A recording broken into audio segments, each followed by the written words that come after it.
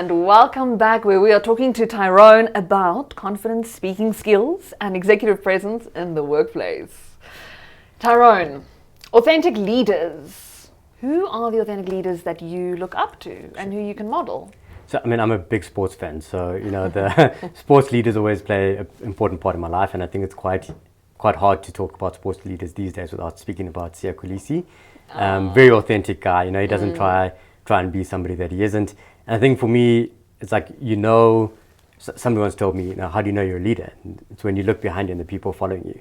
And when the guy walks into a room and he speaks, you can hear a pin drop, and it's for that exact reason. He just holds that presence, and he speaks openly without being somebody he isn't. And I think for me, that's probably the most important trait that I look to emulate, at least. That is such a great answer.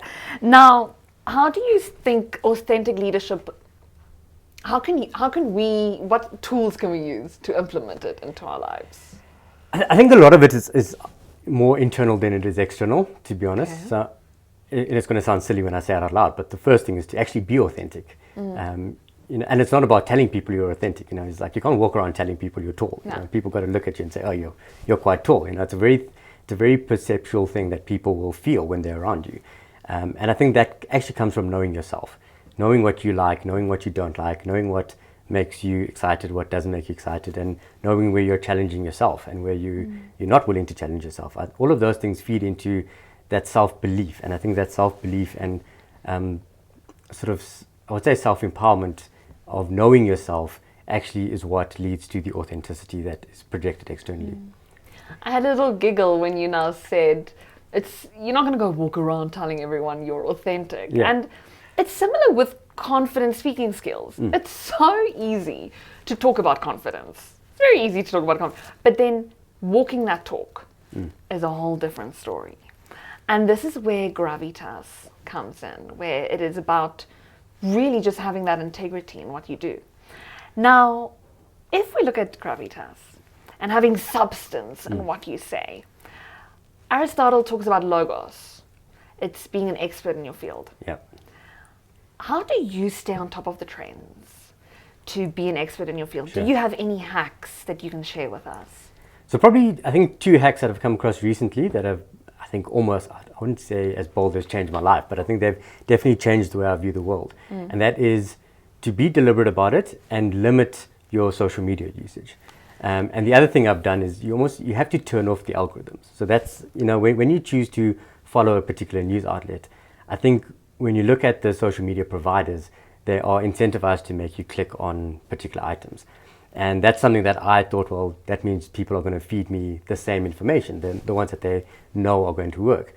So, for example, my Twitter account, I've turned off all of the algorithms and said, well, actually just show me my tweets in sequential order, and I filter them. So when I want to look at technology news, I look at technology news, and you're not bombarded with everything. So being deliberate about it and saying, now is the time to catch up with the world, and these are the 5 things that I'm going to follow, the 5 influencers or the 5 news outlets that I'm going to follow, and then, you sort of stay true to that. The other thing sort of tied into that is to follow people that you don't necessarily agree with. So a news outlet that may not represent your views, because I think it's silly to believe that any news outlet is going to be unbiased. I don't think there's such a thing. But to bring in the other voices that you wouldn't ordinarily hear, I think is very important to helping you formulate your own opinion. Otherwise, you just get caught in your own echo chamber and your own thoughts just start to manifest and sort of grow stronger. But to bring in those other voices is something that I find very critical. So those are the 2 things that I would do.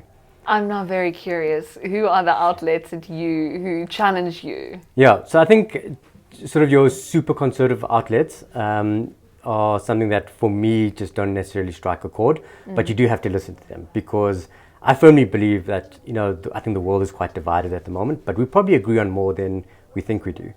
So if you can sift out the things that you agree with and say, okay, I can now see your perspective on, topic A or topic B, and actually start from that point and then move forward, I think it's a lot easier than saying, well, we disagree, so you're the enemy. Yeah. I think we've kind of forgotten as a society how to disagree effectively. And I think that's a shame, because I love disagreement. I think it's great. It's where you learn the most. When I work with people, I have the most fun when we're disagreeing and arguing about a topic and debating about what the best way to solve a problem is. That's actually when things get exciting, and that's actually when you get to the best solutions.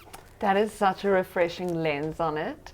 And I totally agree with what you were saying about getting the other side of the story, because that makes you more persuasive. When you know what the disagreement is with whatever you're posing, that is such a great persuasion skill. And this brings us onto the topic of communication and speaking in executive presence, which goes back to the Cogramix method. Now, how important and what's the impact of confident speakers in the workplace and in your team? Yeah, I think, it's everything, right? If you want to be successful in the workplace, confidence is a key attribute to have.